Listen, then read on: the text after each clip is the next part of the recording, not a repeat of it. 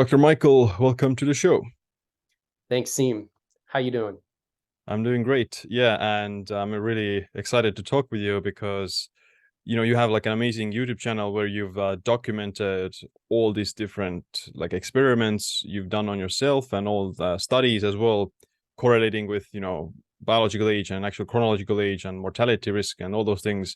So it's like a really good database and a resource for just people to check out. Okay, like what is the things that actually matter in terms of mortality risk when we're talking about different biomarkers or dietary practices and all those things. And there's very few people who have, like you say in a lot of the videos that you've tracked all your food for the last 6 years or so or more, and all the biomarkers as well for like 15 years. So it's like really glad to talk with you and share some insight to people. Yeah, thanks, Siim. So just real quick, when I was growing up, I started off with the bodybuilder magazines, and I'm still obviously into fitness, but that's another story. That's a tangent. But back then, Jack LaLanne was a big iconic fitness figure, and he would always say things like eat real food and exercise. So for the longest time, that was the motto, right? But then I thought there's got to be a higher level. What is the higher level to this? And that involves, objective biomarkers, right? Like blood biomarkers, things like blood pressure, as many objectively measured biomarkers as possible. So if we track that over time with the goal of slowing down age-related changes and what does that recipe look like in terms of how much exercise, what's an optimal body weight, what macros and micros. So yeah, that's been the journey. Yeah, exactly. And I'm glad to see a lot more focus on that when we're talking about longevity and aging, because when I grew up, which is like 10 years ago or 15 years ago, that when I was first exposed to content online about fitness or health and stuff, then there wasn't like a lot of scientific, or people didn't back up their claims a lot with science and data and stuff like that. And at the end of the day, that's what matters the most.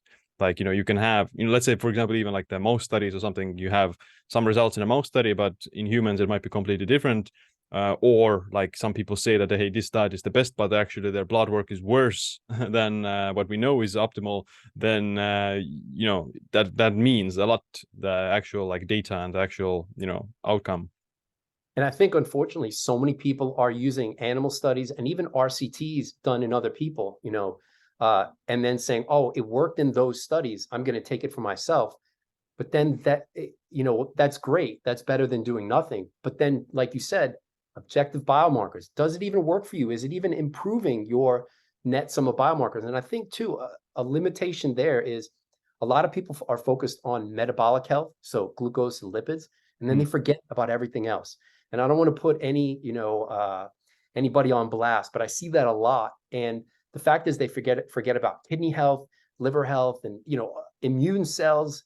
Maybe they focus on inflammation, but the fact is maybe you won't die from adverse metabolic health. Granted, that's an important thing to focus on, but every organ system is going to decline during aging, and neglecting one or many, I think, is a fallacious approach. So I try to cover them all. Granted, that said, I have deficiencies in that approach. I haven't tried to regrow hair and slow that down, but that's not going to kill me. And maybe my skin health, I could spend more time on that. But it can become a full-time job, which I just don't yet have that time for.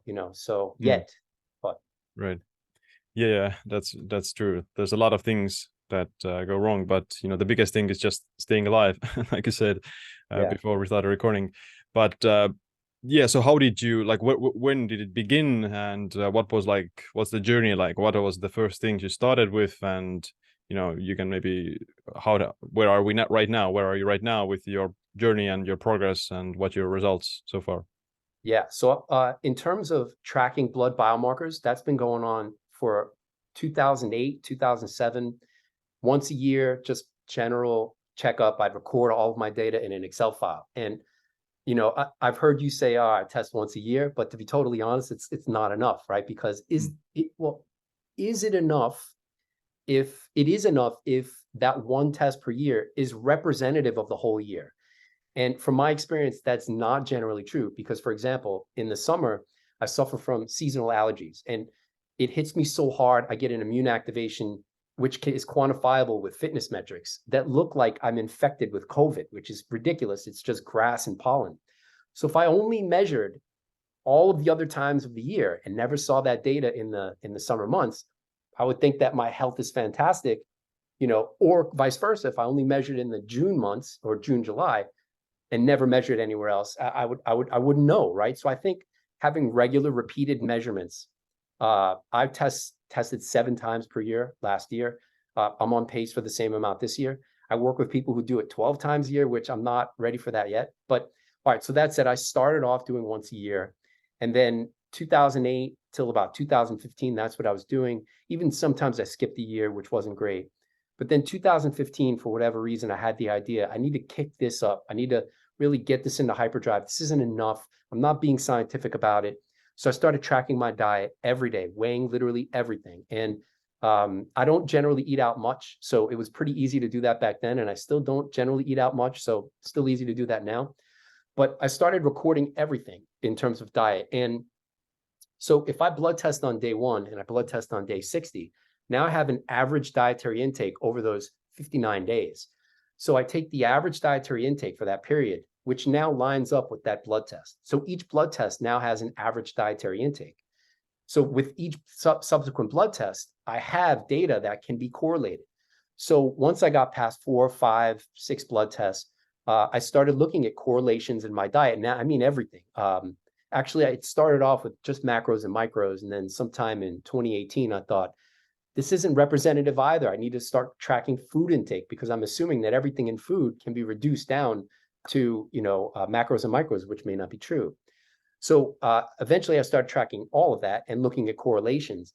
And in trying different things in that approach, going to a higher fat, 115 grams per day, which is high for me, going to a lower fat, 65 grams, higher protein, 150 grams, lower protein, 60 grams, having a range of that data since 2015, and following the correlations, and not just following one correlation. It's, I've got biomarkers of kidney and liver and immune cells, as many as the standard, biomarkers on a chem panel here in the US as possible. It's about 25 biomarkers, nothing crazy yet back then, or nothing too extreme. So, for example, if I have a protein intake, how does that correlate with all 25 biomarkers? So if I've got, then the next step in that is knowing how the biomarkers change during aging and all-cause mortality risk, because the reference range is not intended for longevity. It's just a population-based average. Are you inside that 95% base confidence interval?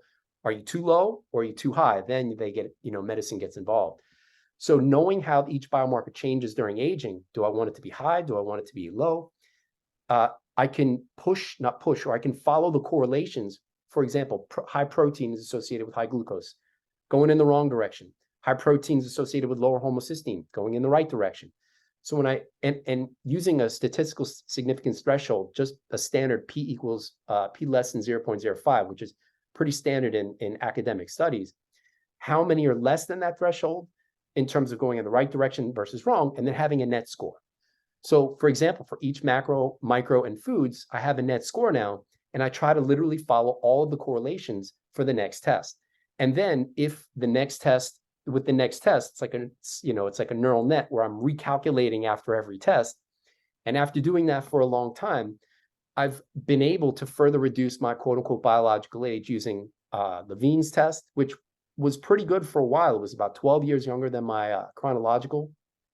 And then sometime about last year, I figured out the recipe basically, and in my data, and was able to push that even further down to 16, 17 years, and consistently 16 to 17 years, on a full 7-year test average.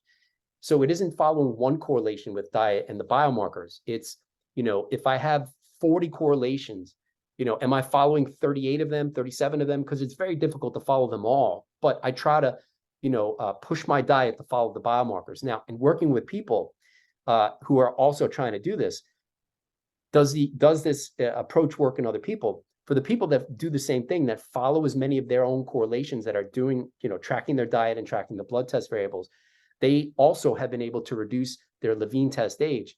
But for others that are about 50-50, maybe they follow half the correlations and the other half, they're just not as diligent. more stable, not making further reductions. So that's where I am there. And then in the last couple of years, I decided to expand from Levine's test and even using aging.ai, which are pretty easy to use, free blood-based biomarker tests, going into the epigenetics, Dunedin Pace, Horvath, and then I've even expanded it there into telomere length, metabolomics, oral microbiome health. All these things can be tracked and optimized so that we can, minimize disease risk and potentially maximize longevity. Mm. Yeah, like, longevity is, or, we never know when we're gonna die. Like, there's some genetic factors that determine that, and unpredictable events or whatever as well. But at least, like, the best thing you can do is to try to optimize your blood work, because that is a reflection of your biological age. Like, all the different markers reflect your biological age, and there's probably not a single one. Maybe that some of them are better than others, obviously, but you have to like try to optimize all the biomarkers to give yourself the highest chance of living the longest, if that makes sense. 100%. The first thought that came to my mind was brother from another mother, because I agree 100%, 100%. Now, in terms of no one knows when we'll die, the fact is something's going to kill us, right? Potentially, or we live long enough to live forever, whether that's true or not. But if you've optimized, like you said, everything, we minimize that risk. And then, you improve your chances. Like if I get a bad infection, if I've been working on optimizing lymphocytes and keeping inflammation generally low, I should be able to respond relatively quickly versus someone who maybe they don't track their lymphocytes. They're already starting off if they get a bad infection, with low lymphocytes, and the infection drives it even further down, further increasing their risk of death. So for me, I can't think of a better strategy to, minimize disease risk, minimize even the duration of a potential disease, well, and maybe infection wise. But then the drawback is I hear from people, they'll say, well, where's the proof that this works? There is no proof. How would you prove it? So the proof is we'll have to see, with people who are using this approach, how long do we live, right? And then take the average of that relative to the average population. So it's, it's a N of 1 RCT, non-academic, without having to, rely on academia to take 50 years to figure it out or not. So yeah, but I mean, there's no really other way to go about it. So let's say as medicine becomes more advanced, let's say mainstream medicine and doctors, and what they will try to do as well is to just follow the similar pattern of like future medicine is going to be about optimizing all the biomarkers with different methods like diets, exercise, supplements, different therapeutics and interventions. Like that's going to be just the future. We're just doing it n equals 1 right now, and in the future, like, there's no other way to really extend human lifespan, or at least like health span, other than trying to optimize all the biomarkers one at a time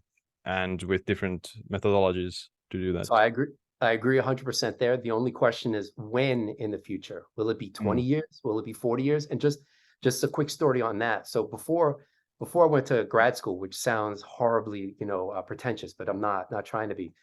Nutrigenomics, the quote unquote nutrigenomics, was a hot field 20 years ago.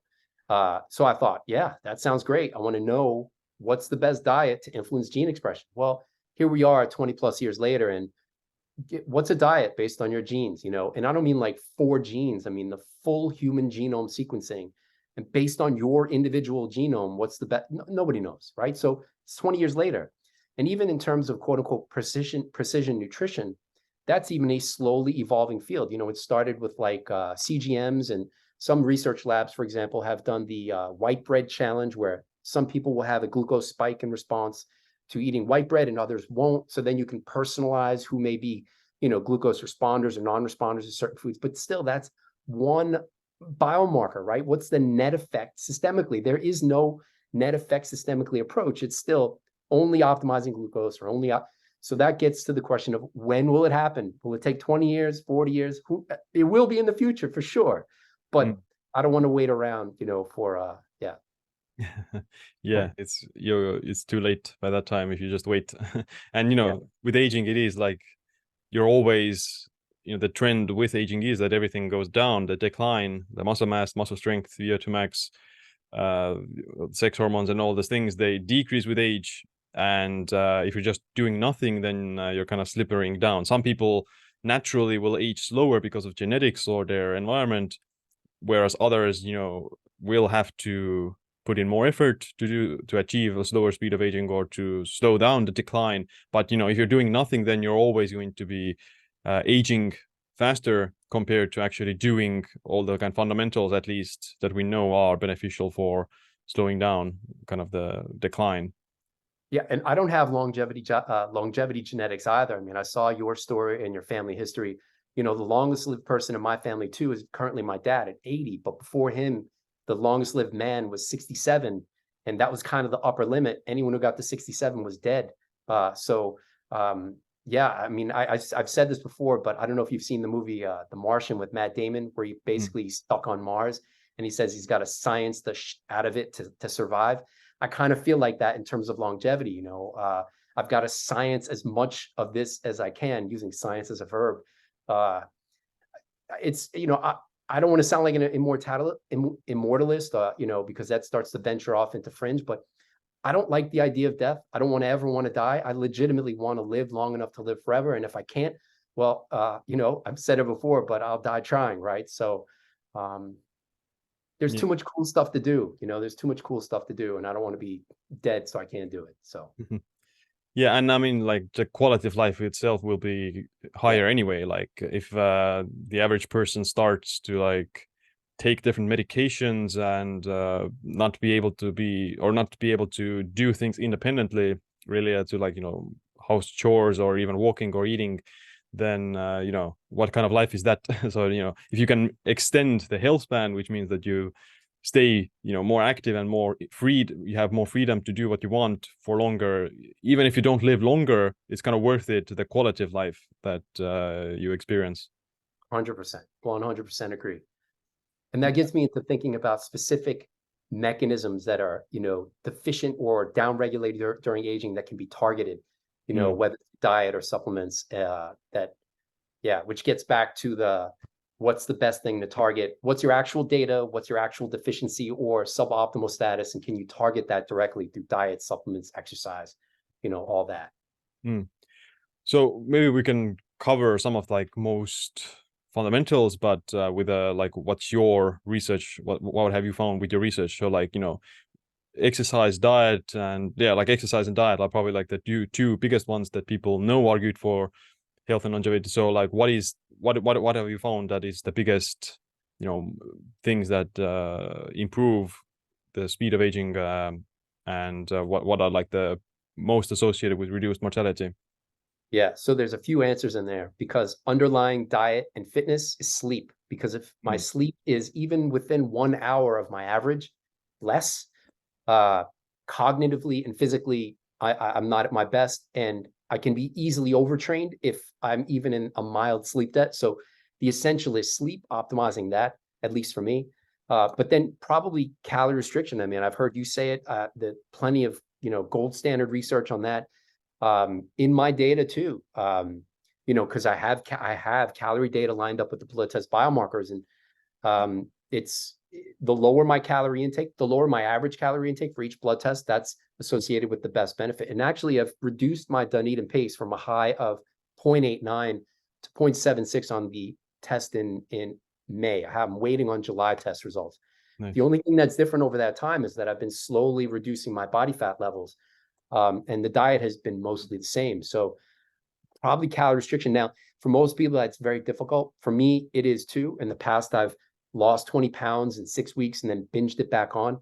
So over the past 2 to 3 years, I've been just making very small cuts, maybe 30 calories per day on average. So, for blood test 1, 2,200, blood test 2, 2,170, average per day over a very long period of time. And I found that that's, I'm probably about 20% CR based on that when compared with where I was 3 years ago. So, but that's what works for me. If some people want to cut calories fast and that's what works for them, have at it. But I'm interested in very long-term changes. I've changed my exercise routine. Wait, I want to ask him a question about the calorie restriction. So like, yeah, like people usually say that, so how do you like, quantify or define it? People find it difficult to like either know how many calories they need to eat, or like, because if you go by the premise that calorie restriction will slow down aging, then eventually you'll eat nothing or 0 calories, like. But where do you draw the line of, okay, this is the amount of calories that I'm going to eat, and this is the amount of weight I'm going to lose? So yeah, like what's the like sweet spot for the weight loss? How much weight do you need to lose, and how many calories do like people need to eat for both kind of genders, if you know? Yeah, so I see 2 or 3 things going on there. One is, for me, my highest average calorie intake that corresponded to any blood test was about 2,800. So for now, my average calorie intake is somewhere around 2,100.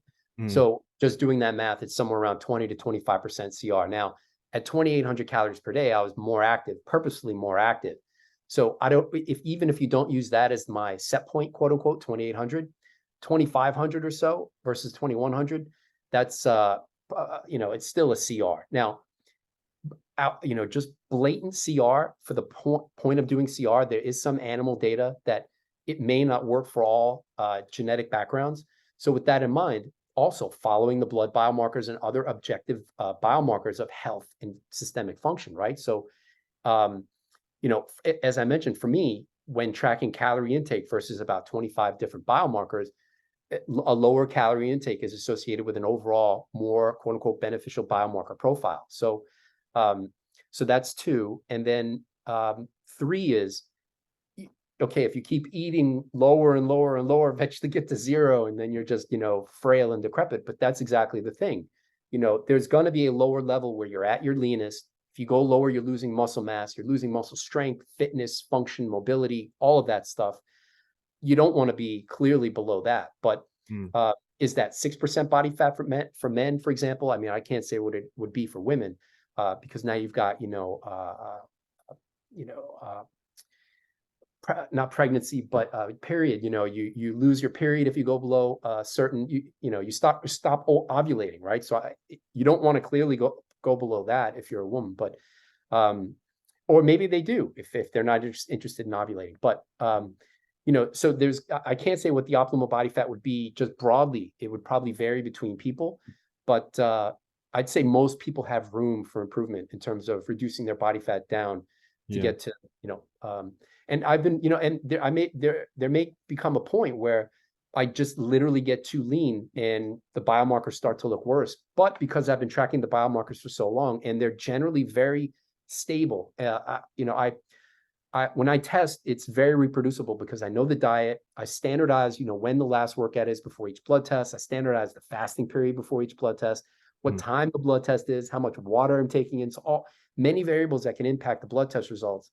If the blood tests are different, it's more likely that it's stuff that I've done in my approach rather than other external variables. So my data is pretty consistent. So if I see some wild change or even a slow moving change over a few tests, I can track it back. All right, is it my calorie intake is too low, or is it I'm just too lean, I'm losing a little bit of mass and strength?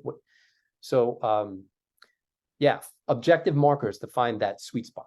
So it's more like a J-shaped curve, that if you're too low body fat and eating too little calories, then that might increase your mortality because of like undernutrition and like losing muscle mass and muscle strength.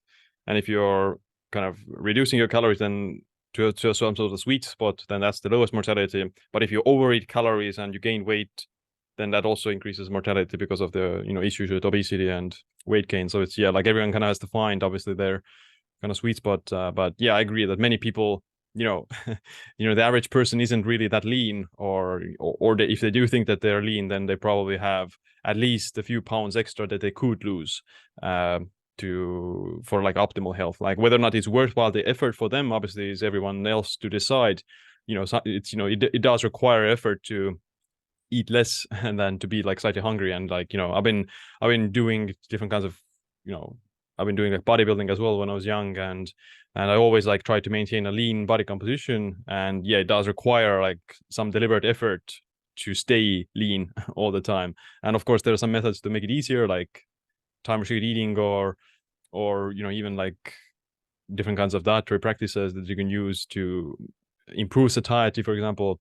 but yeah, like it's it's not easy to always stay lean, but of course, it's some methods are easier than others.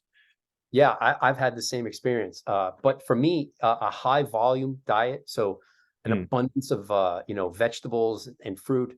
My average fiber intake is about 85 grams per day on 2,100 calories. So that's a very high volume. So when I was eating lower volume, very difficult to be satisfied and satiated. For the first time, I can say, or for at least the last few years, eating a high volume approach works for me in terms of, or helps me be more satiated where I'm not overeating. That's probably the most toxic thing. That and well, in terms of health, is just overeating, and even just a few hundred calories above your maintenance. Doing that for a few weeks will start to mess up all kinds of biomarkers, including heart rate variability, resting heart rate. But going back to that too, I changed my exercise routine completely too. So I used to be just 3-hour workouts, throwing heavy weights around. I've said this before, but I'm like a gorilla mindset. I just love lifting heavy stuff for a long time. It makes me feel good. But once I started tracking the fitness metrics, they were terrible. They weren't what you'd expect to see from someone, walking 15 to 20 miles a week and doing two workouts a week, 6 hours of weightlifting. I was overtrained, chronically overtrained, tired all the time. Sleep quality was terrible. So once I started tracking heart rate variability, resting heart rate, I started to figure out, all right, what's my optimal training amount in terms of, duration of the workouts. And it was an ego hit. I had to cut down the amount of sets and reps and volume of training. People push back at me and say, well, what's your VO2 max? And I'll say, that's a fallacious argument, because it's like saying, I need to have a VO2 max of 70 or 65, an elite endurance athlete, to live as long as possible. But there's no evidence that that's true. The VO2 max studies in terms of reduced all-cause mortality risk is in the low 50s.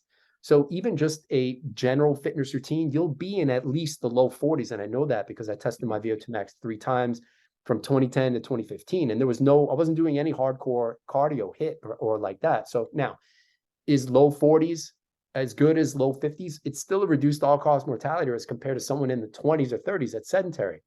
Now, what if I'm maintaining the 40s for indefinitely versus someone who's probably going to have a harder time maintaining that elite 50 plus VO2 max, So, and I was saying it's a fallacious argument, because do I need to have a squat 1 RM of 300 pounds or a 300, 250 pound bench press to live as physically long as I can? I don't think so. I think, there's the risk of diminishing returns, where the amount of training involved into getting there. And I say this as, in the past, my 1 RM for the bench was 255 at 155 pounds body weight, but I can't physically train like that anymore. It's just, I'm overtraining. So is the longevity benefit of being at the elite of physical fitness, is there an additive longevity benefit? I don't think so. Where are the elite endurance athletes or, strength focused athletes at 115 years old? They don't exist.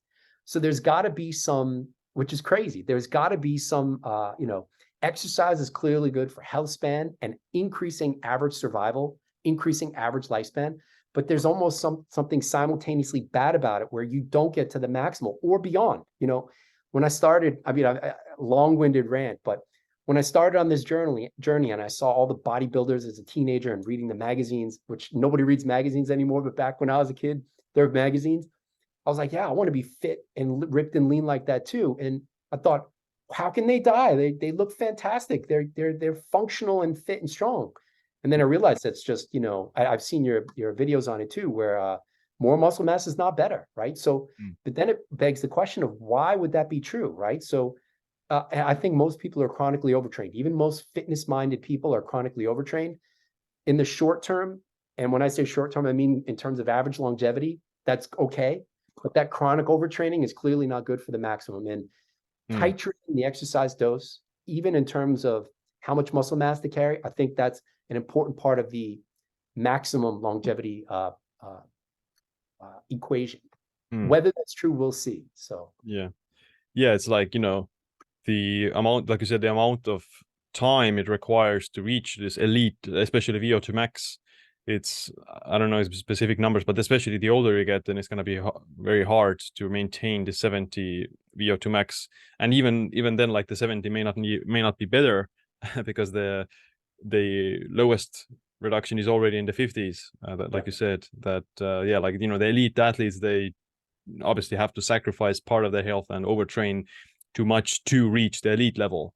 Like, I think there's very few cases, maybe like very individual cases, where like some genetically very blessed people who are able to get to the elite level with much less training, then they might get away with it. But the average person, probably, you know, for them to get to the elite level, they have to sacrifice their health in some amounts. And again, like the kind of moderate amounts of exercise is still the best. You obviously still want to strive for getting like above average with the VO2 max and muscle strength and muscle mass perhaps, but like, you know, elite levels are probably like too much.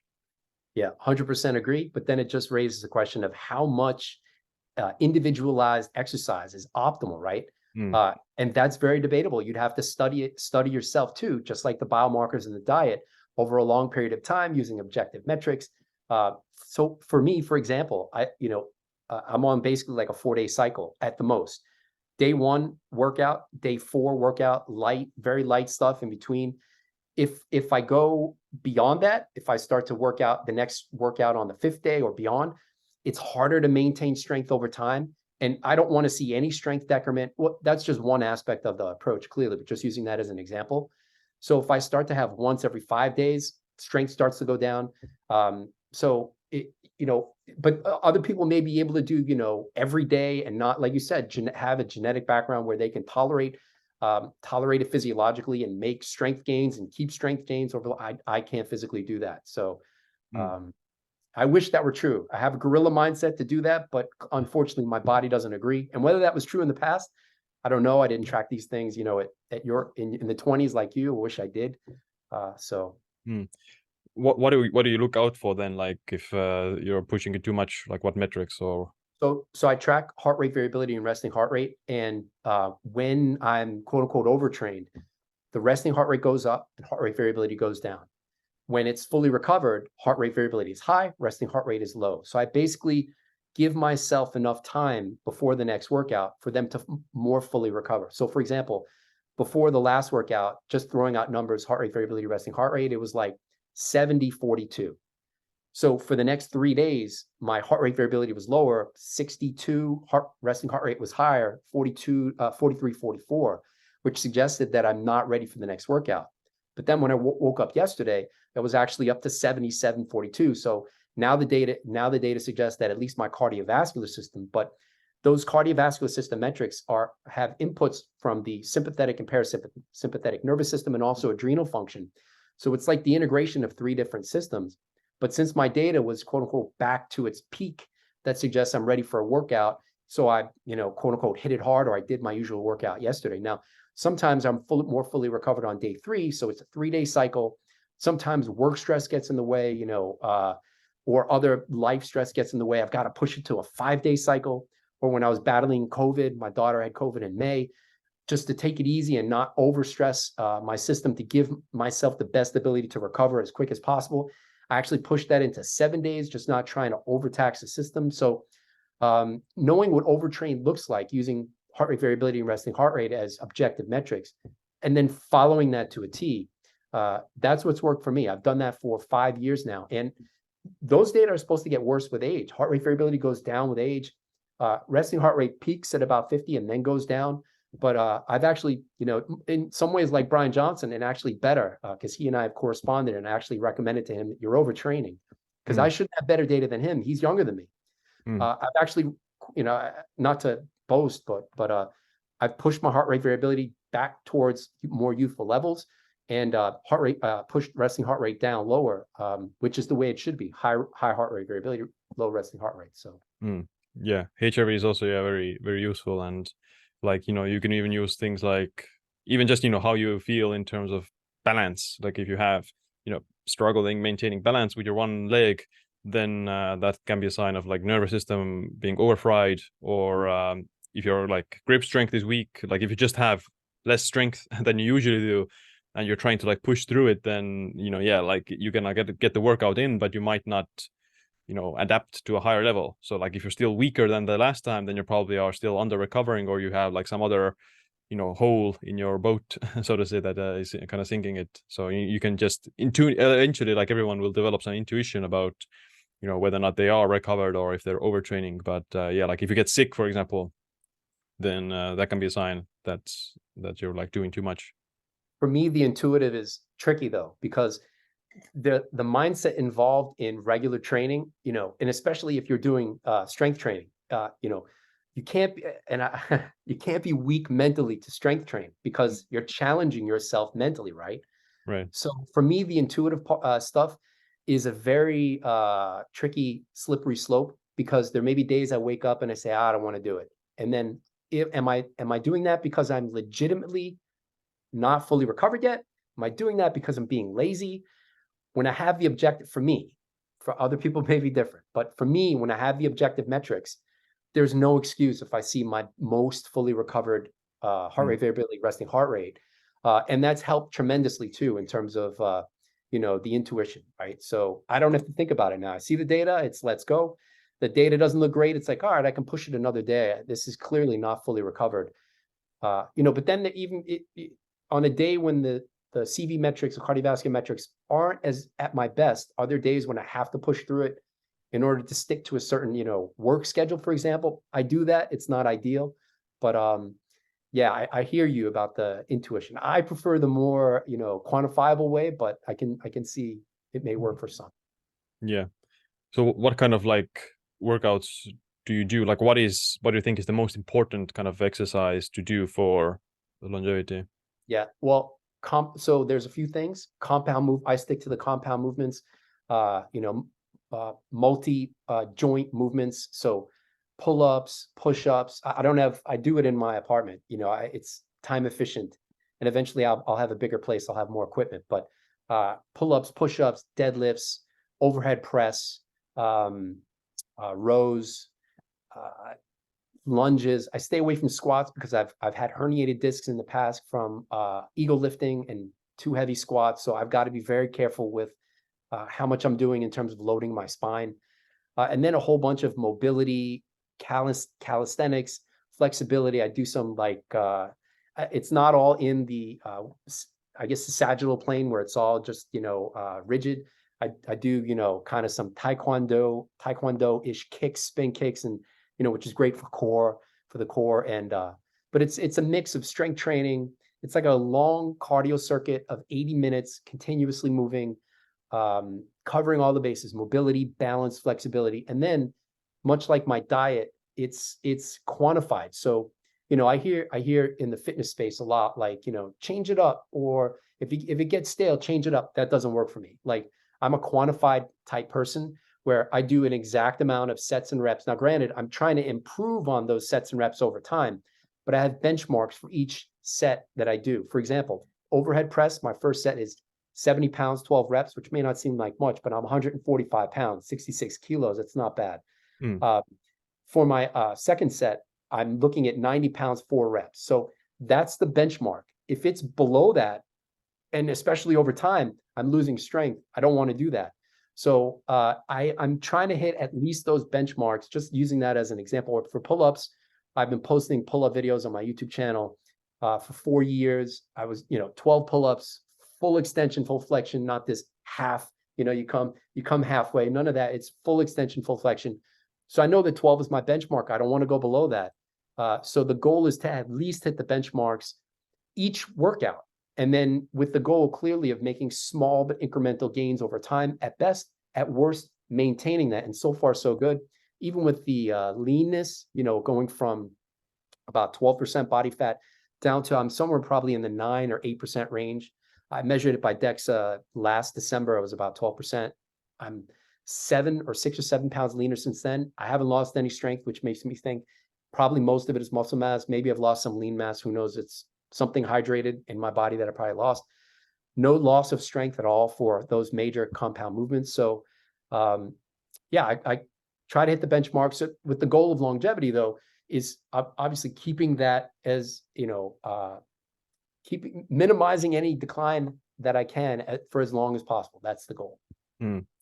Yeah, and it seems like you're focusing mostly on like strength rather than mass, which we covered as well. That muscle mass is associated with reduced mortality, but when you look at it, then strength is significantly more compared to the muscle mass. And muscle mass is also the issue. Like, yeah, if you are becoming too bulky, for example, or if you just have a lot of muscle mass but you also have very high body fat percentage, then that actually speeds up the aging, because you're just eating too many calories, and the excess body fat is also not good. So yeah, like you want to maintain this leaner physique that is strong relative to its body weight. So you're like you have muscle but you're not too high body fat percentage, and you're also strong at the same time. So that's kind of the main goal when it comes to like resistance training. Yep, 100% agree. For me, whatever mass results as a result of the strength training portion of the workout, whatever mass results as a part of that, that's the goal. Now, maybe that's not the best approach, because I was about 30 pounds heavier at one point, and I was exactly the type you're talking about. More muscle, but also more fat. Still relatively lean, probably at most 15%. But the consequence there, and so long story short is get lean, stay lean. Don't not get lean, get big lean, and then get small lean, because the consequence there is, so I've got skin here, and I've got skin on my bicep that now looks like an 80-year-old, and it's basically like a skin mask. It's just floppy, because I used to be bigger, right?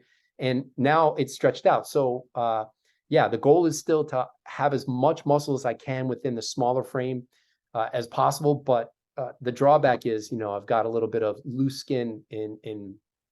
If I could go back, if I knew better, I would have get lean, stay lean, not get big, then get smaller lean. So yeah.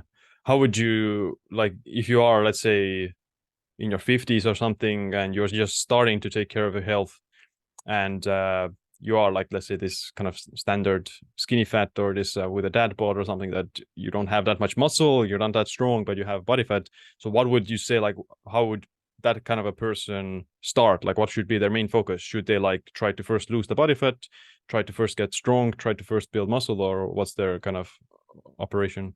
yeah, I think the first approach is find something that you can stick to for a long time if your goal is longevity. So whatever that looks like in terms of fitness, even if it's just regular walking, if they don't want to strength train, but whatever that regular physical activity is, something that they could stick to for a long time.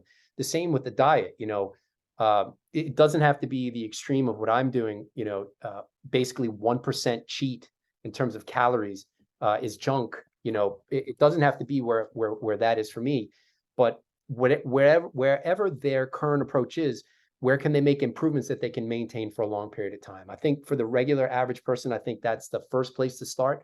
And then if they, just even after doing that from some amount of time, if they want to get deeper and get more specialized and get more focused, then you start to take the next step. All right, does that mean more of this exercise, or more vegetables, or less of something? So I think taking it very slow with habits you can maintain for a long time, I think that's the focus. Yeah, and chances are, if you don't have a lot of background in training, then just doing something will already put them on the right track. So if you're like skinny fat, you don't have a long training history, then just doing like regular calisthenics or doing some push-ups and pull-ups will already make you lose fat, build muscle, and strength at the same time.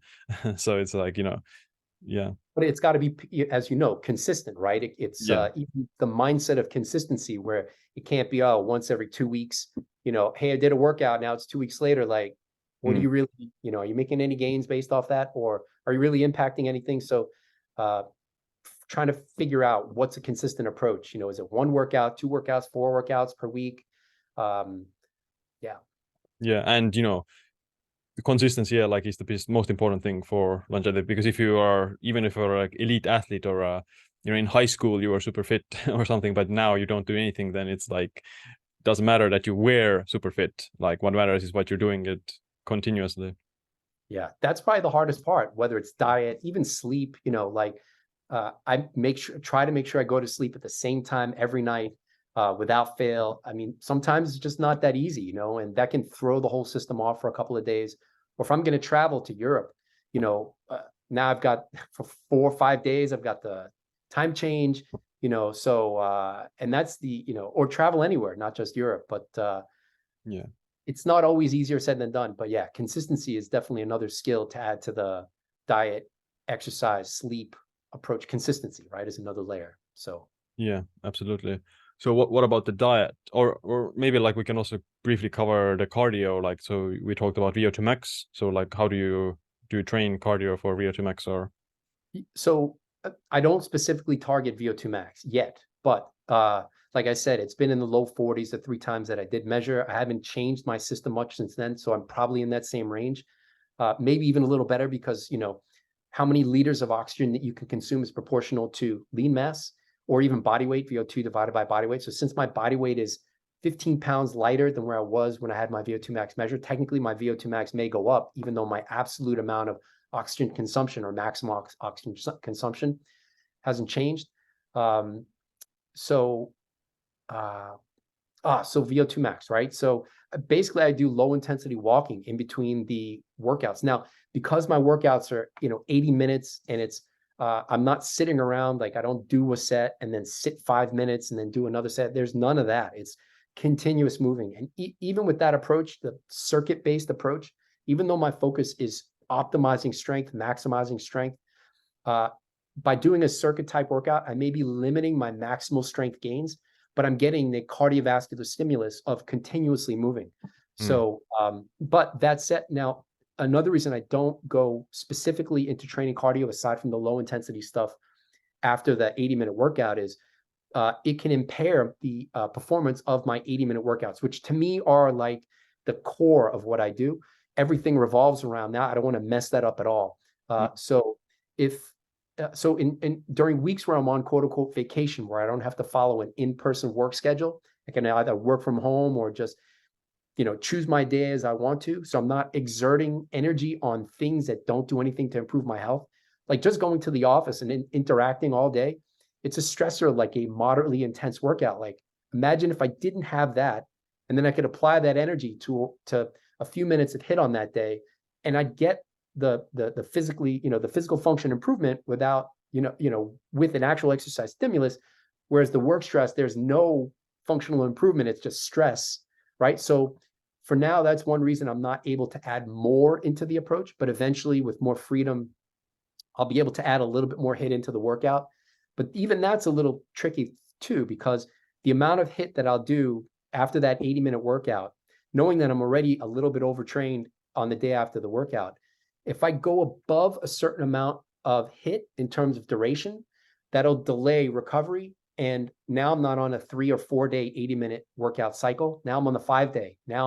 So even though the hit may be improving my VO2 max, now I'm affecting my strength and performance. So there is a fine line between how much of it I can include above just the basic walking in between. But the good news is, when considering my cardiovascular fitness metrics being relatively youthful, it shows that you don't have to kill yourself with extra cardio outside of these 80-minute workouts.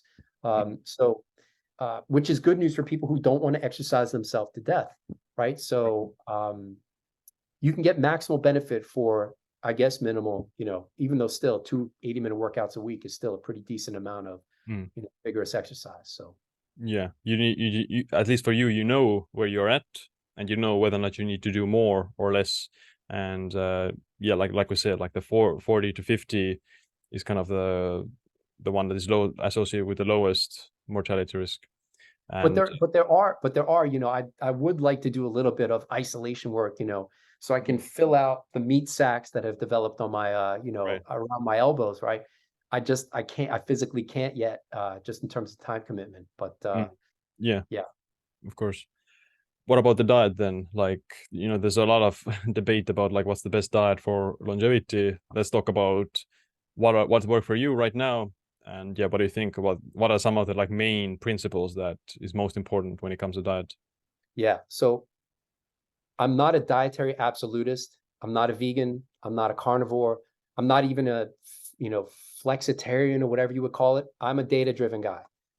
Let's see what the biomarkers look like, and then let the diet. I'm diet agnostic. I want the diet to give me the best biomarker profile, covering as many of the organ systems as possible. So with vigorous experimentation since 2015. What that looks like for me is about 18% protein, about 40% net carbs, and about 40-ish, 42% fat, total fat. Now, included in that total fat is fiber, because fiber is converted by gut bacteria into short-chain fatty acids. So technically, the fiber fermentation products you can add to fat. So it's basically a 40-40-20. Now, I haven't settled on those just arbitrarily. I'm not trying to follow a zone diet or whatever that diet closely approximates. That's what the data has driven me towards. I eat fish every day. I eat dairy every day in terms of a small amount of low-fat yogurt, not full fat, because for whatever reason in my data, full-fat yogurt sends more biomarkers in the wrong direction than right. And while full-fat yogurt tastes delicious, it's like ice cream every day, it just doesn't work for my biomarkers. So I rarely eat beef and eggs and chicken. I'm not adverse to eating them. I would. They just don't give me they're not correlated with the, again, best biomarker results relative to something like sardines, which I eat every day. And I'm probably going to increase them to test the specific hypothesis.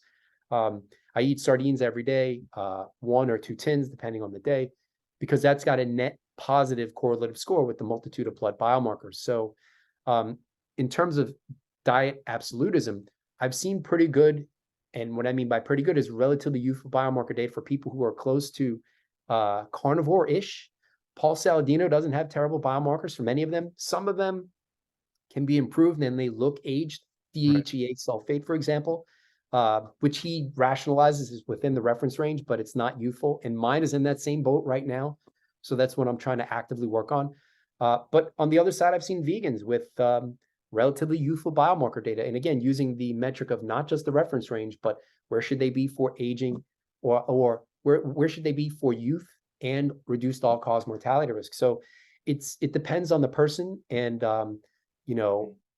figuring that out for each person, whether it's high fat or lower fat, that too depends on the person. And for people that I work with, I don't go into it with a specific, all right, this is where we need to go. It's all right, let's see what your data shows after a few tests and follow that, so. Yeah, like, of course comes down to like what the person believes is optimal, and whether or not they believe cholesterol, for example, is harmful or not, or that I would increase the risk. And of course, it might not increase the risk for some people, and it does for the other people. So, genetics plays a huge role, and, you just, again, like you need to kind of follow the data in a lot of ways and try to get to the results with your blood work that would fit as close as possible with the lowest mortality risk. That's what I think. Like, you don't know what your genetics really are, and you don't know whether or not you can do the genetic test, etc., but you don't really know how it's going to express in the end result. Like if you do have like some bad genes for, let's say, saturated fat or sugar, for example, then you don't really know like how it's going to express in the end. So what you can only do is to try to still achieve the most optimal biomarkers based on the reference ranges and based on the studies that show that what biomarkers and what numbers are found to be with the lowest mortality risk.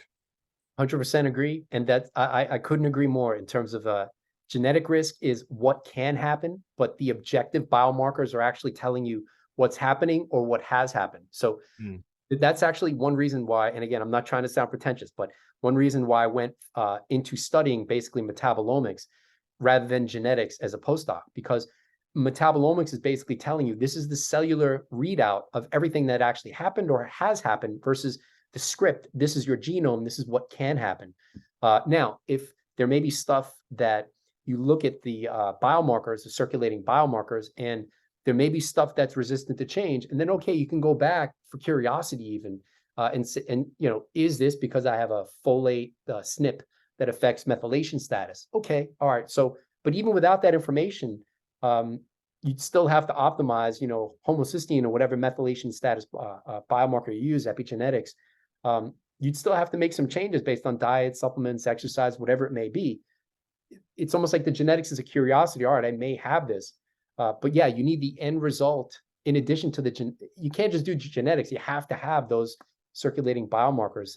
But yeah, unfortunately, most people aren't thinking about that yet. Or, so. Yeah.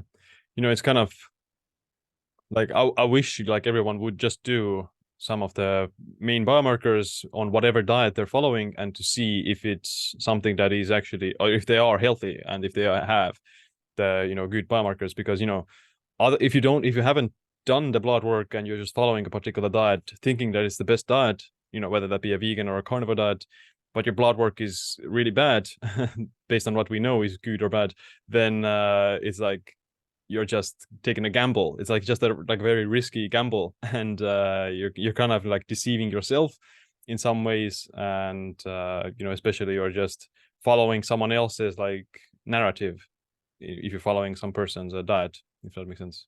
Yeah, 100% agree. And the same idea can be applied to supplements, right? So just using rapamycin as an example, I know of a lot of people who are taking it. And when I push them and say, do you actually have blood biomarker data?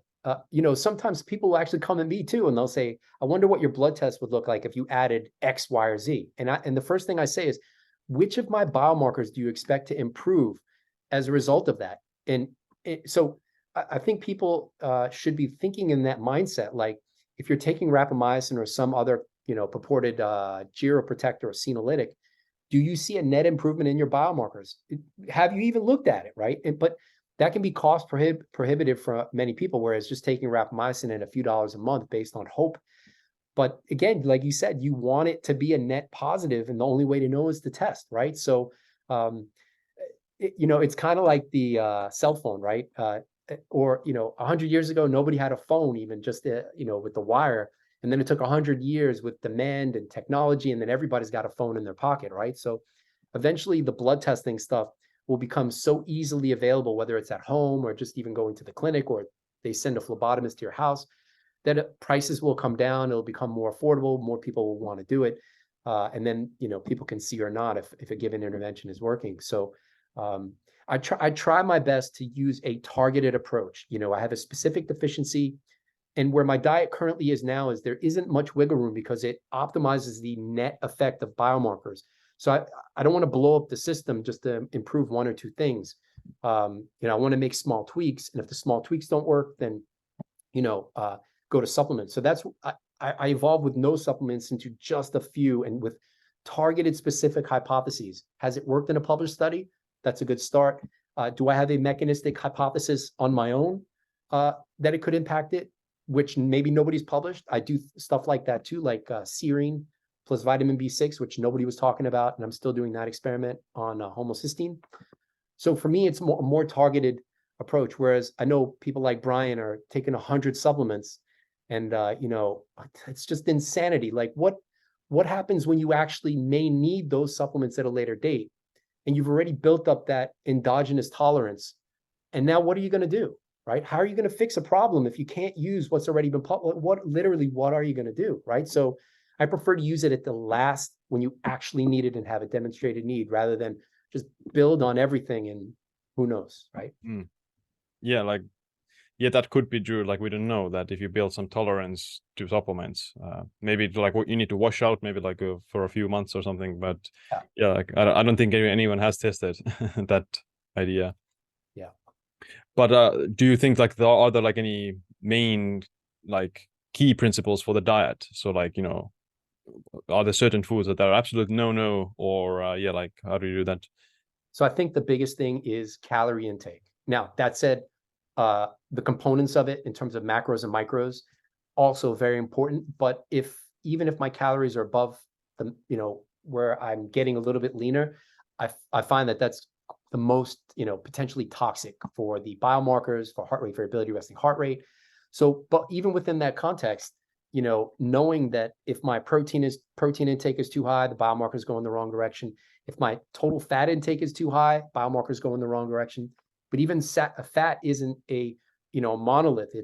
It's, you know, omega-3, omega-6, mono and polyunsaturated, saturated, right? So what's interesting for me is saturated and monounsaturated, more biomarkers in the wrong direction than right. Whereas omega-3 and omega-6, both of those have positive correlative scores with the biomarkers. So, and that took me a while to figure out. So I can't say that there's one big thing outside of total calorie intake, but I do see additional value to more specific details. For example, too, niacin, you know, many things have an RDA, which the basics would be to follow the RDA, you know, the minimum to prevent disease, but what's the maximum to also impact health and longevity? There are no published studies on that.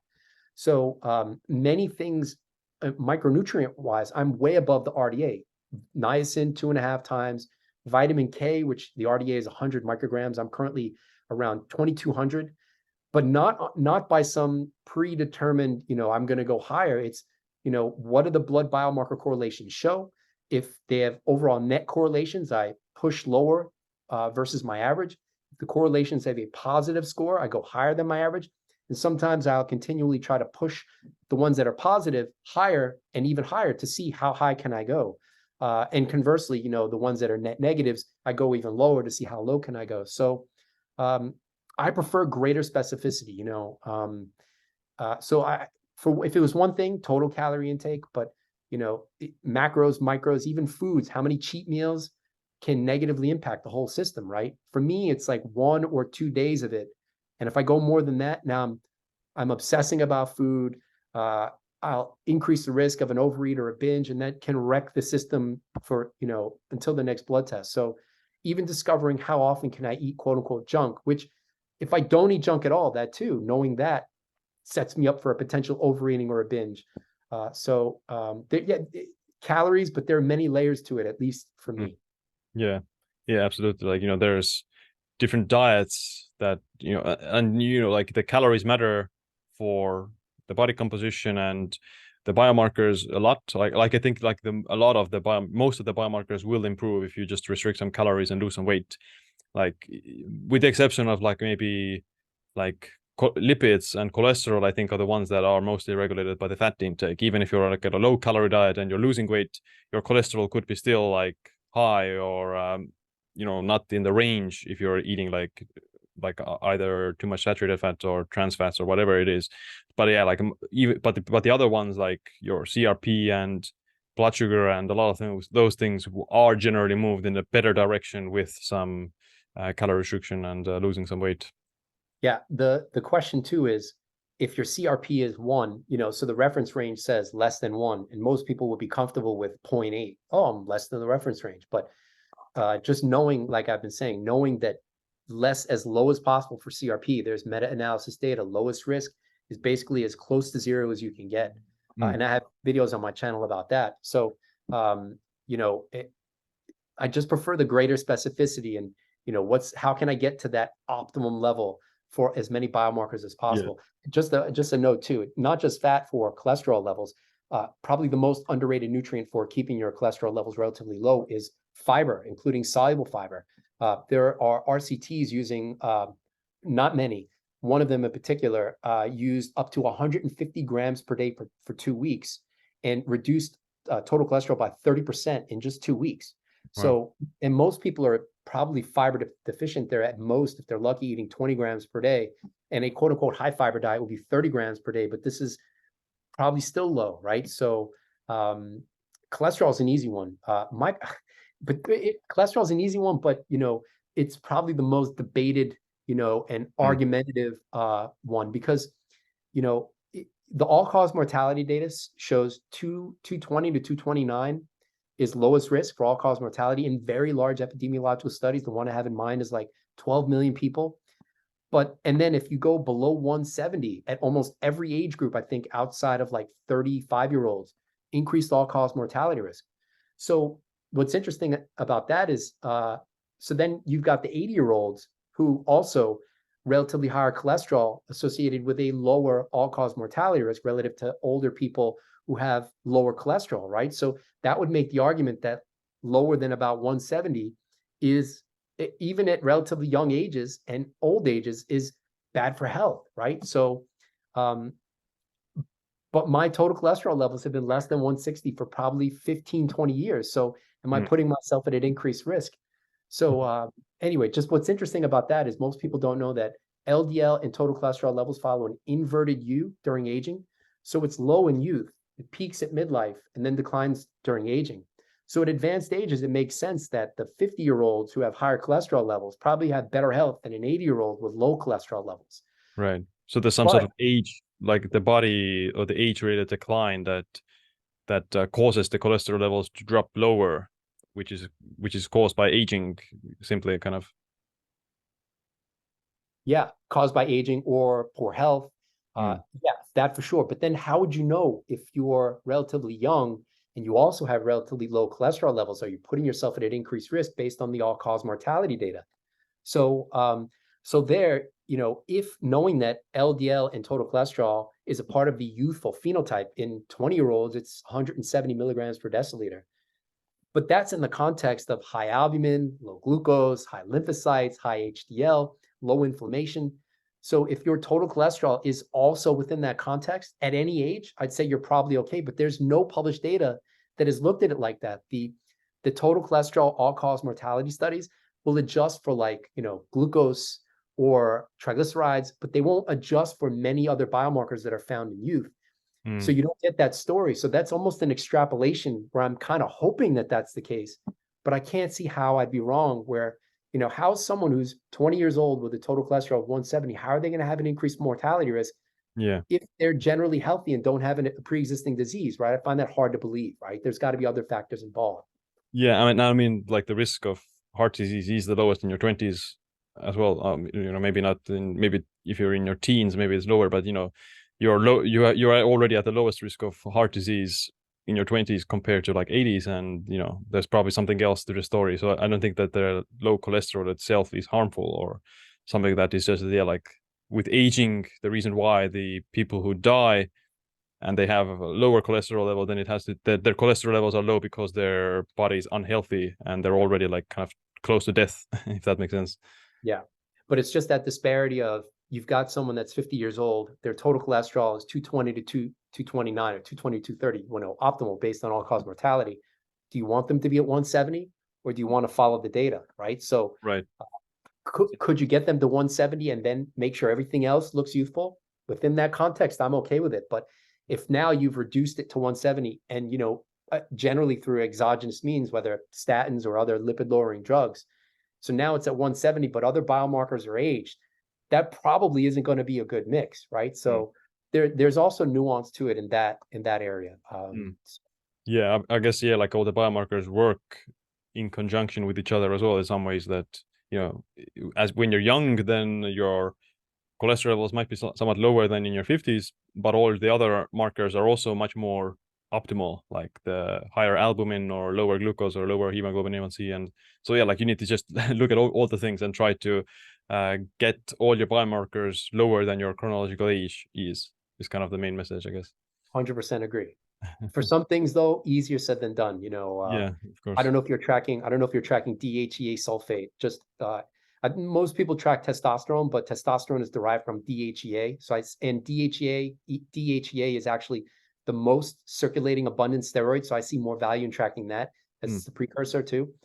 My levels were youthful, 300, in youth, 15. Well, I don't know youth, but 15 years ago, and now it's like 120-ish, which is aged. And I've done 21 tests looking at correlations and trying to push that higher with no luck. So I don't know if you're tracking it, but if that's one, because androgen levels decline during aging. So, and now I'm trying to work my ass off to try to reverse that trend without taking, TRT, which that's, yeah. Have you really fixed the problem if you're just taking, some Band-Aid so I'm gonna fix the problem. What's the root cause? So. Right. Yeah. But I mean, if you do it naturally, then the natural is the decline is inevitable. You can just slow it down to a certain point. Maybe not, because if you know the recipe, if you know the correlations, if you know the broad spectrum, I don't think that the client. So just to push back on that, there are biomarkers that are quote unquote resistant to dietary change and intervention, like lipoprotein A. That's the narrative that I've heard for years, and I believe that too. I've been able to cut that in half at its peak by making dietary change and following the correlation. So I think everything is malleable. It's just a matter of do you have enough time, right? Because if it takes you 20 years to figure out the recipe, to figure how to optimize it, maybe that's too late. You don't live long enough to figure out how to optimize your biomarkers. So some of these things are a race against time. So yeah. So do you think like it's possible to have the DHEA-S of a 20-year-old or 30-year-old in your 70s or 80s or? Yes. And And if rather than saying I think it's true, knowing that my data has been in the 120s for the past 20 or so tests, if and when I do actually push that in the right direction, even if I get it to 180, 200, knowing that I've had it so low for so many tests, if and or when I get it there, it'll be proof of concept, So, and I've got some hypotheses that I'm kicking around in my head. And I should say I kind of have insider info into this because I don't know. I don't want to sound pretentious again, but in my day job as a scientist, I'm currently studying metabolomic data, and our data set is centenarians up to 115 years old and their offspring and spouses. So androgens do decline during aging, but the long story short is I don't know if you're familiar with tryptophan and kynurenine, that ratio. So anyway, that ratio declines during aging. That's basically a marker of inflammation and low NAD. Without getting too specific, I see a road where potentially increasing fish oil intake can increase DHEA sulfate based on correlations in that study. And we'll probably publish that data sometime either later this year or early next year. But these are just associations. I'd have to test it by actually doing the experiment. And that's knowing that my fish intake is already, I'm eating it every day, but it may not be enough. So I think it is possible to increase DHEA sulfate. I don't know, stay tuned, right? Gotcha. Yeah. What are some of, like, let's say, like a few key, obviously many people don't have the means or curiosity to do like a full blood panel or something like that, but what are some of the most like simplest and like most important ones people, like everyone should kind of know, like a handful of them? Yeah. It all goes back to quality sleep, because as I mentioned, if your sleep is suboptimal, you probably won't be at your best physically, mentally. And if you're not at your best physically and mentally, you're not going to make long-term progress, or you'd be less likely. And there's even data too that suboptimal sleep quality can affect overeating or the urge to eat less nutritious foods the day after or days after. So I think it all starts with sleep and optimizing that. Now, what does that look like in terms of, is your eating window 3 hours before bed? Is it 6 hours? Is it like Brian, I think he stops at 11? I've found that cutting the eating window by about 1-ish with very little food at about 3, so eating the majority of it as close to earlier in the day as possible, has dramatically improved my sleep quality and quantity. But that's for me. For some people, maybe they stop that eating window a few hours or 4 hours, whatever it is before bed. So optimizing sleep, but then again, calorie intake, not overeating, staying lean. These are all parts of and that's probably the common denominator between you, me, and Brian, even though your Dunedin pace is outstanding. I mean, it's as good as it can possibly get. And I bet you could even go a little bit lower than 0.62 and maintain it low, not. So I'm planning on getting to where you are. It's just a matter of time, because you're probably, I don't know, 6-ish% body fat. What's your, Yeah, well, the lowest, I haven't measured the DEXA scan, but if I were to guess, then the lowest I usually would be like maybe 7 or 8, I think, I might be lower. I just like, I lose a lot of fat on all the other parts of my body, so my back and my arms and everything are very lean, but my abs are kind of the last part where they don't go. So I still have like maybe 7 to 8%, I think, but on average I might be like 9%. So I think that's a common denominator with the very low Dunedin pace is leanness, right? Maybe muscle mass, having a good amount of muscle. See, I don't know. You'd have to do that experiment. You'd have to have people who are 8 to 9% body fat, but then within a range of how much muscle mass.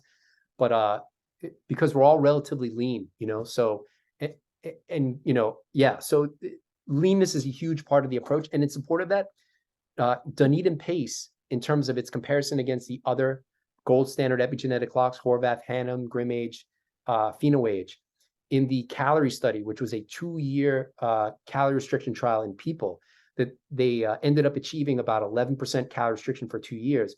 Dunedin pace, one of the reasons why it's so important, is that was the only test of those epigenetic tests to show it an epigenetic age reduction or slowing over those 2 years, whereas the other 5 tests didn't show any epigenetic age change over 2 years, which they predicted you'd see an improvement in biological age just using blood-based biomarkers. So people on CR are getting leaner over 2 years. They're not gaining fat. So that may be, in terms of quote unquote biohacking, Dunedin pace, that may be the golden ticket there.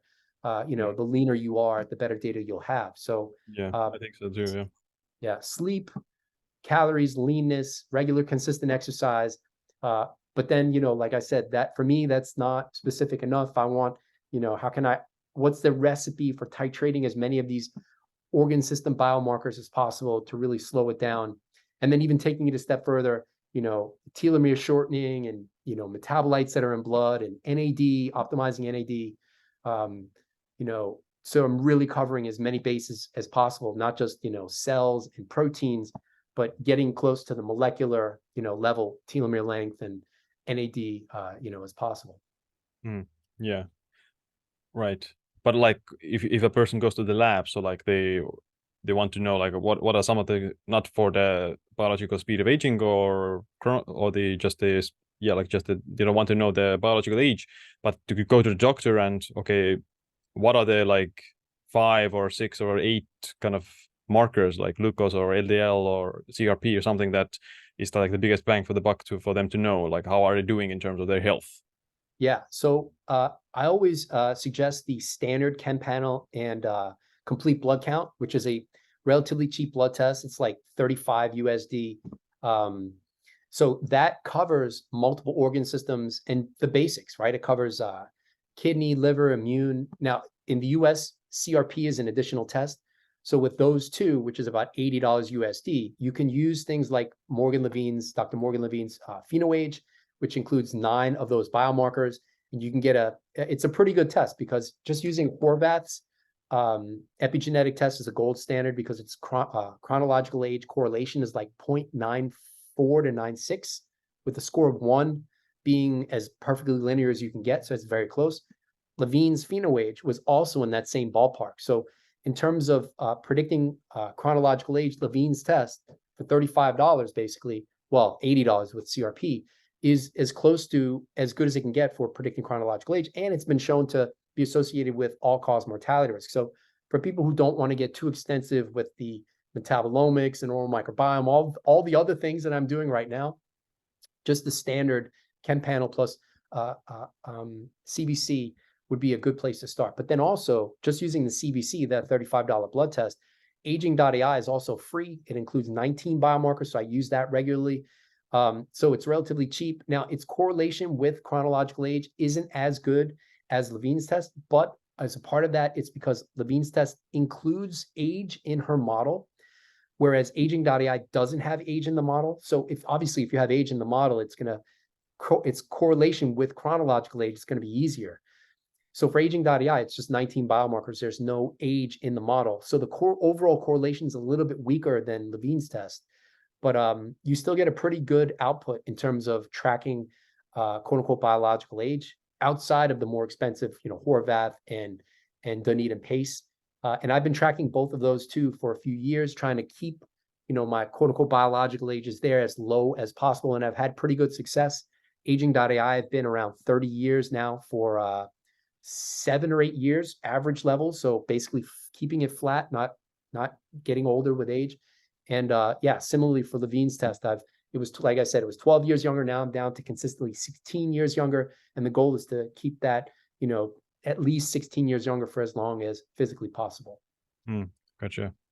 Yep. Right. So even outside of that too, just to beat that to death a little bit more, I try not to focus too heavily on those tests, because some people, will say, oh, that's your biological age score. It's the cutesy measure. And then I'll respond with, yeah, but look at the published studies on correlations and all-cause mortality risk. So it's published and it's got some, but there are no RCTs where if you reduce your biological age using these tests, you've now extended lifespan by X, right? So the other way I look at this too is for each of these organ system specific biomarkers, whether it's creatinine for kidney function, BUN, uric acid, just using kidney function as an example, how do they change during aging and tracking that over time? So outside of the biological age test metrics, knowing how the major biomarkers change during aging and tracking that over time and making sure that they're not getting worse. That's another layer to this that I add. But that's just the basics. Somebody can get very far, I think, on just a standard blood test at least 4 times per year, just to get a representation of year to year change, and doing that for a very long period of time. Right. Yeah, I guess like once a year is also good enough. Granted that you don't change a lot. If you are changing your diet a lot and your routines a lot, then you like would need to do it like multiple times. But if you're the kind of person who just follows the same diet all the time and the same exercise routine around all the time, then maybe like once a year for them is kind of good enough for. I hear you on that. If nothing else changes, but then that still assumes that one test is representative of the full year data. So I think in the beginning, it's important to test a lot. And then you can see, all right, what's my average? So say you had 6 tests year 1, 6 tests year 2. All right, my average age year 1 is 35. My average age year 2 is 35. Okay, if I take 1 test the next year, do I get an average age of 35? If that average age is 37, maybe it's not representative. You'd have to test a few more times to see how many tests you need for it actually to be representative of your full year data. I think you'll be missing parts of the story with 1 test per year, potentially missing one, so yeah. Yeah. Awesome. Well, this is very very thorough and I think people are gonna love it. So Cool. is there anything else you want to add in the end that we didn't cover or I think is very important? Of course, there's obviously like a ton of details, and people can check out your YouTube channel for all the details and stuff like that. But like overarching, like, is there like something that you think absolutely everyone should do for the slowing of speed of aging? Yeah. I think track, test, track, and optimize. I can't emphasize that enough. Yeah. And then it's conquer aging or die trying. That's the model, right? So yeah. Awesome. Before I ask my last question, where can people find you and your work? Yeah, on YouTube, ConquerAging or Die Trying. That's basically my hashtag everywhere: Twitter, LinkedIn, Facebook. I'm all over the interweb. So, yeah. Yeah, we'll put Thanks the for having links. me on. We'll put the links in the description. And my last question is, what's this one piece of advice or a habit that you wish you adopted sooner? Yeah, I wish I did all of this earlier. I didn't start seriously until my early 30s, and maybe from my early 20s. I wish I started earlier. And then even then, it's kind of like a tree that doesn't have solid supports can grow sideways before going, vertical. My 20s were, alcohol and, the college lifestyle and lots of junk food. I mean, I unfortunately, I have competitive eater DNA where I could just eat 10,000 calories of, some of these YouTubers are eating 10,000 calories or more. I have those genetics where a whole pizza and then a gallon of ice cream. And I did that for a very long time, into my 30s even. And I wish I had developed this mindset sooner, where it wasn't just the last 8 years or so of pretty strict and dedicated and focused. I wish I'd done it a lot sooner. How much that affected my potential longevity, I don't know. But I'm hypothyroid, and that started in my mid-20s. And my diet, even in my youth, it was eat whole boxes of cookies and cakes and then go to the park for 3 hours and play basketball or baseball or whatever it was. So maybe I burned it off to stay lean, but just that chronic, deficient nutrient status maybe negatively affected my thyroid hormone function. And so I wish I had done all of this sooner, and that's kind of one reason I put the YouTube out. And just like you, I've got books on the horizon that I'm planning on doing, and putting all this into a story where people can read and maybe get started earlier on the journey than me. Along those lines, have you? So you're doing YouTube and the books. That's all your full-time job? Yeah. I've been doing that for maybe 6 years or 7 years, something like that. So when you first made that transition, difficult, scary, challenging in terms of paying all the bills, worried about that? That's the only thing keeping me back from doing it as a full-time thing. Right. Well, of course, yeah, like in the beginning, I kind of jumped into it.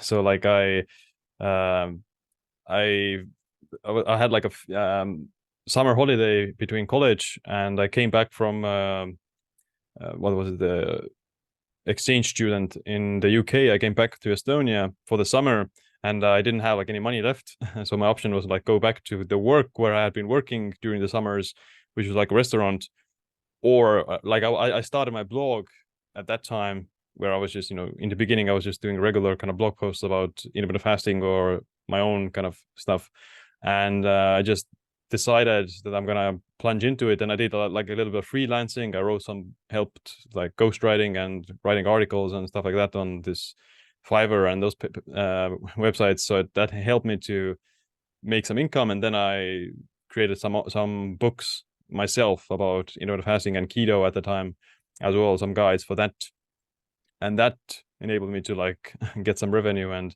of course it wasn't much in the beginning, but it was enough to kind of not need to go to another work and finish my college. And after that, after college, then I started to do this more full time. Cool. But yeah, it's kind of, the best work to work on your health and longevity.